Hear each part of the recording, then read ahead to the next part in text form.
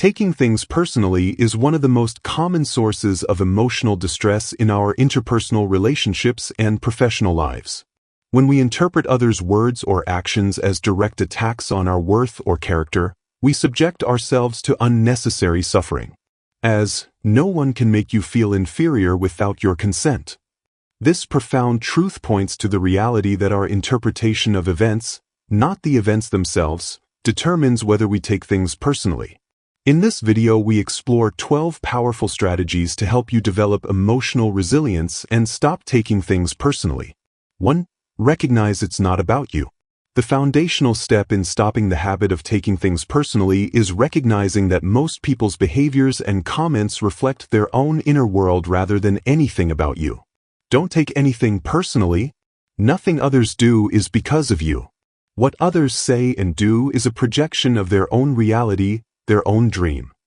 When you feel offended, ask yourself, what might be happening in this person's life that could explain their behavior?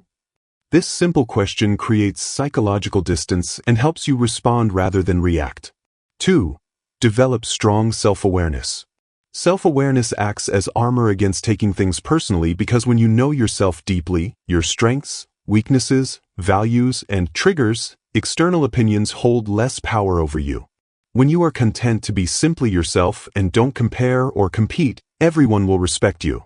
Create a self-knowledge document listing your strengths, growth areas, core values, and past feedback you've found valuable.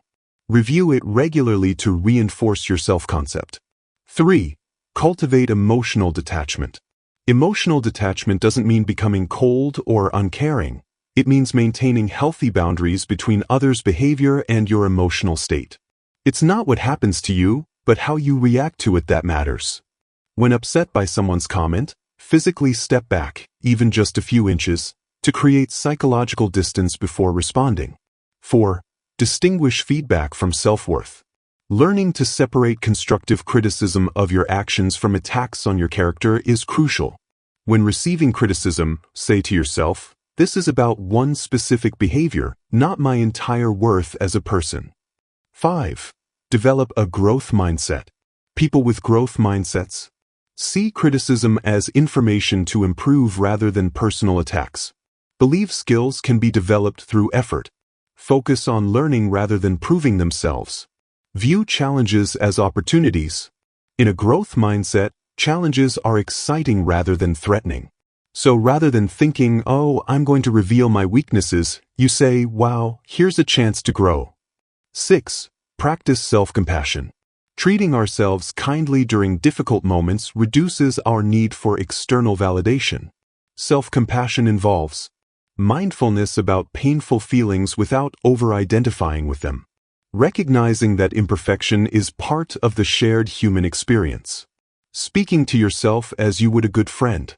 Instead of mercilessly judging and criticizing yourself for various inadequacies or shortcomings, self-compassion means you are kind and understanding when confronted with personal failings.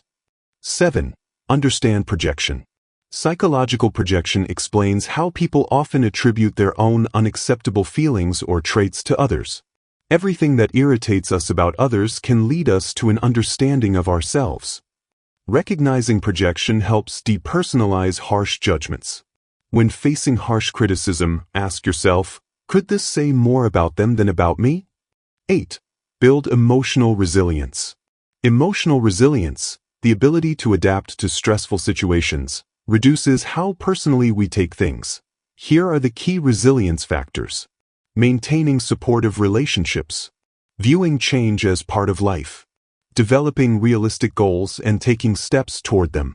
Nurturing a positive view of yourself. After a difficult interaction, list 3 possible non-personal explanations for what happened. 9. Limit mind reading.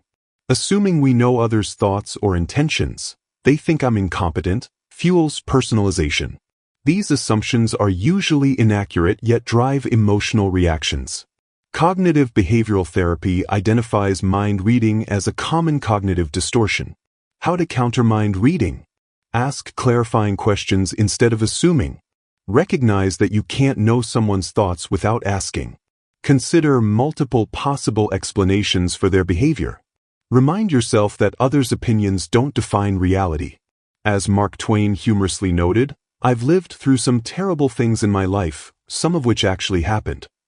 This highlights how much we suffer from imagined scenarios. 10. Choose your battles wisely. Not every slight requires a response. If you're explaining why you're right and they're wrong, you're losing. Save your energy for when it truly matters. The 5x5 rule suggests that if something won't matter in 5 years, don't spend more than 5 minutes being upset by it. Before reacting, ask, "Is this worth my energy?" If not, practice letting go. 11. Reframe your perspective. Cognitive reframing, changing how you view a situation, can reduce personalization.